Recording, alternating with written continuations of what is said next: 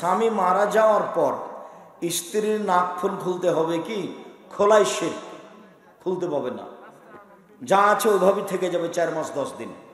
নতুন পোশাক পরতে পাবে না, নাকফুল খুলতে পাবে না, নতুন নাকফুল পরতে পাবে না, কোথাও যেতে পাবে না, জরুরি দুর্ঘটনা ছাড়া বাড়ি ত্যাগ করতে পাবে না 4 মাস 10 দিন।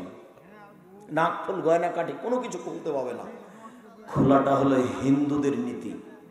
খোলাটা কাদের নীতি? হিন্দুদের নীতি। ওই প্রথাটা আমাদের ভিতরে চলে এসে আছে।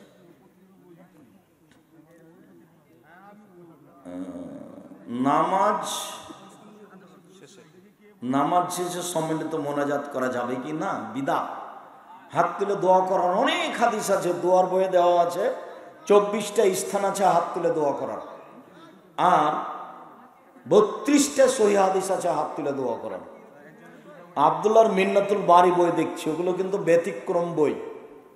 আব্দুল্লাহ কোনো সময় আলোচনা করলে আমিও মনে করি আলোচনাটা শুনি, ওই তথ্য আমরা বুঝে উঠতে পারি না। তা আব্দুল্লাহ লিখা বই ছিল, দেখো তোমরা মিন্নাতুল বারি, আর আমরা হাদিস মানতে বাধ্য। সম্মিলিত মোনাজাত বেদাত, মোনাজাত ব্যক্তিগত ব্যাপার, যার যখন ইচ্ছে। হাত তুলে দোয়া করলে আল্লাহ খালি হাত ফিরিয়ে দিতে লজ্জা পায়। হাত তুলে দোয়া করা উচিত, হাত তুলে দোয়া করা একটা গুরুত্বপূর্ণ ইবাদত। প্রজেক্টরের ওয়াজ মেয়েরা দেখতে পাবে? জি, অনেক হাদিস।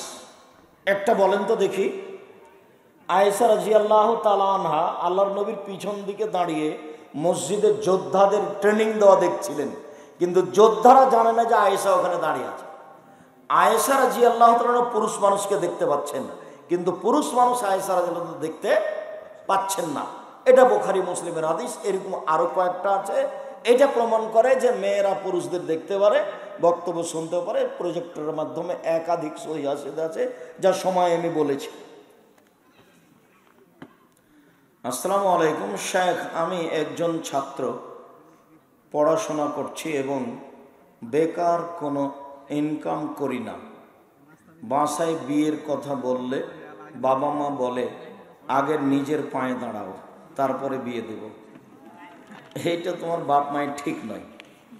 বিবাহ দিয়ে দিলে রুজি বের হবে এবং বরকত হবে। বিবাহ হলে রুজি বের হবে, বরকত হবে। রুজির বইটা পড়ো, রিজিক। আব্দুল্লাহ দেখো তো রিজিক বইটা। একদিন আপনি ছিলেন, আপনার স্ত্রীর মালিক, 2 জনের রুজি হচ্ছিল। একটা ছেলে আসলো আপনার হাত দিয়ে 3 জন, 2টা ছেলে আসলো 4 জন, 5টা ছেলে আসলো 7 জন, বৌমা আসলো 8 জন। সবার রুজি কার হাত দিয়ে হচ্ছে? আপনার হাত দিয়ে হচ্ছে। এখন রুজি বাড়ছে, বিবাহ হয়ে গেলে রুজি বেড়ে যাবে। একটাই কথা না, আরো সবটাই পড়তে হবে ভাবে। আমাদের এলাকার কিছু মহিলা পীরের দরবারে যায়, নাউজুবিল্লাহি মিন যালিক। পীর ভুল পথের মানুষ, খুব সাবধান। পীর সঠিক পথের মানুষ নয়। আমি আব্দুর রাজ্জাক বিন ইউসুফ, আমি আপনার দ্বীনি ভাই হয়ে কাছে আসতে চাই, এটা আমার দাবি। যদি ভালো না লাগে বড় আলেমের কাছে আশ্রয় নেবেন, কিন্তু পীরের কাছে আশ্রয় নিয়েন না। খবরদার নয়, কখনো মহিলা পুরুষ কেউ পীরের কাছে যাবেন না। পীর কোরআন হাদিস বুঝে না। মসজিদের সামনে রঙিন ঘড়ি রাখা যাবে কি? সামনে দেওয়ালে কোনো কিছুই রাখা যাবে না। লাল বাতি হোক, ঘড়ি হোক, ক্যালেন্ডার হোক, সময় হোক, কোনোটাই রাখা যাবে না। বাস সাদা পাথর, সাদা টাইলস। এমনকি মেহরাবের উপরে যে কাবা ঘরে টাইলস লেগেছে ওটাও খুলে দিতে হবে।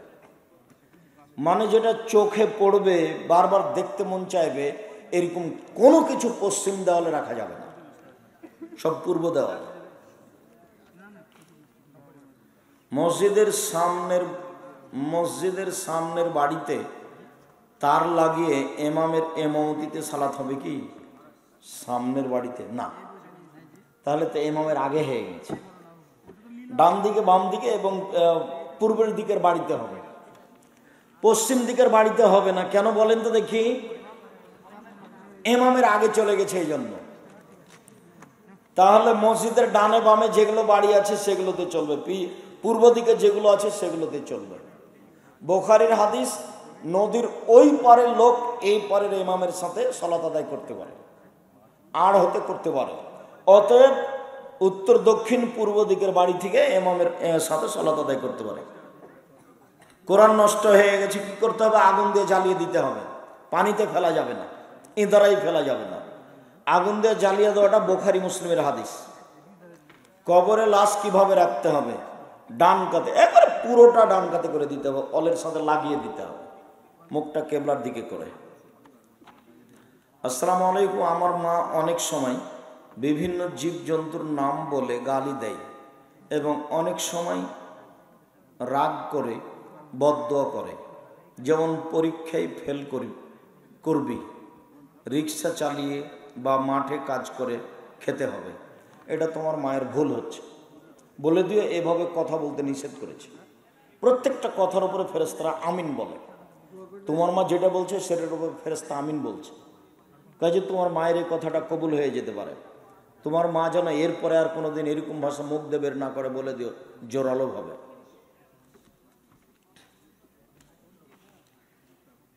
কি বলে ওষুধ খেতে হবে? বিসমিল্লাহ। বিসমিল্লাহ বলে ওষুধ খাওয়া নিষেধ, এটা একটা মেডিকেলে লেখা আছে ঢুকতে। সেফা না কি যেন বলে বলবে, আল্লাহ সাফে আল্লাহ কাফি, ঠিক বলেছে। আল্লাহ সাফে আল্লাহ কাফি বলে ওষুধ খেলে এটা কাবিরা গুনাহ হবে, এটা বিদআত, হারাম। মেডিকেলে ওটা উঠিয়ে দিতে হবে। আমি এক মেডিকেলে দেখে বলেছিলাম, ওই তোমার মেডিকেল পরিচালককে বলে দিয়ে এটা দ্রুত উঠিয়ে দিতে বলেছে। বিসমিল্লাহ বলে ওষুধ খেতে হবে, এটাই সুন্নাত। ওস্তাদ, গোসলের সময় লজ্জায় স্থান স্পর্শ করলে কি অজু করা জরুরি? জি না। লজ্জায় স্থান পরিষ্কার করাতে, ভালো করে ডলে ধোয়াতে অজু নষ্ট হয় না। উত্তেজিতভাবে লজ্জায় স্থানে হাত পড়লে অজু ভেঙে যায়, তাছাড়া অজু ভাঙবে না। আগে যে গোসল করে নিয়েছেন এই গোসলে সালাত আদায় করতে পারবেন, মহিলা পুরুষ সবাই, কোনো সমস্যা নেই। আসসালামু আলাইকুম ওয়া রাহমাতুল্লাহ। ওস্তাদ, আমার ছোট ভাইকে আপনার মাদ্রাসায় ভর্তি করতে চাই, একটা ফর্ম পূরণ করো, আল জামিয়া সালাফিয়া লিখো, সার্চ দিলে মনে হয় ফর্ম আসবে, পূরণ করো। 1 জানুয়ারি ভর্তির তারিখ। আমি তো চাচ্ছি চাঁপাইনবাবগঞ্জের ছেলে মেয়ে পড়ুক ওখানে। অন্য জেলার দিনাজপুরের আর কোথায় সিলেট বরিশালের ছেলেমেয়েরা এসে এখানে ভালো শিক্ষা অর্জন করছে, আর আমাদের চাঁপাইনবাবগঞ্জের ছেলেমেয়েরা সেখানে যাবে না। বড় বড় শিক্ষক দেশ বিদেশ থেকে নিয়ে আসা হয়েছে। কমই মাদ্রাসার শিক্ষকের বেতন 80,000 একজনের, আর আমরা যদি না পড়ি সেখানে কে পড়বে বলো? 30 লক্ষ টাকা বেতন লাগে শিক্ষক শিক্ষিকাকে। তা আমরা যদি এই সুবিধা ভোগ না করি তো কে করবে? অন্য জেলার লোকেরা করছে। বাংলা, ইংরেজি, আরবি উন্নত মানের ব্যবস্থা আছে, খুব ভালো ব্যবস্থা আছে, খুব একটা দূরে নেই। থাকা খাওয়ার ব্যবস্থা আছে, সবচেয়ে কম এখানে 2600 টাকা। রাজশাহীতে থাকা খাওয়া খরচ বেতন সব মিলে 3500 দিনাজপুরে, 4000 রূপগঞ্জ নারায়ণগঞ্জে, 6000 বরিশালে। তাহলে সবচেয়ে কম কোথায় হলো? রাজশাহীতে। মানে অর্ধেক, একেবারেই কম। এটা সুবিধা ভোগ করার চেষ্টা করেন, আমি অনুরোধ করছি। আমি খুশি হব চাঁপাইনবাবগঞ্জের ছেলে মেয়ে সেখানে পড়ছে। এর পিছনে আমার কত কষ্ট আছে, কত শ্রম আছে তা আমি বুঝাতে অক্ষম।